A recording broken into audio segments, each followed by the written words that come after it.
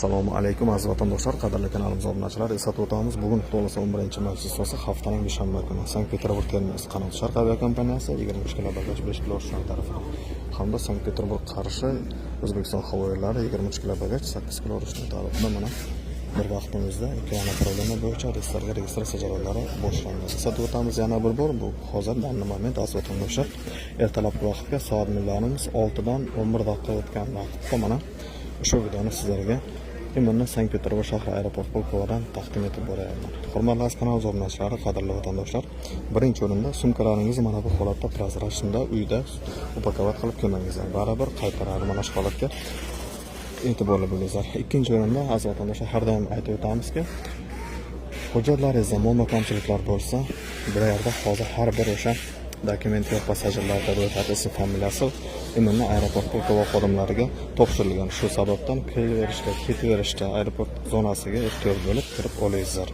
Iltimos sizlardan.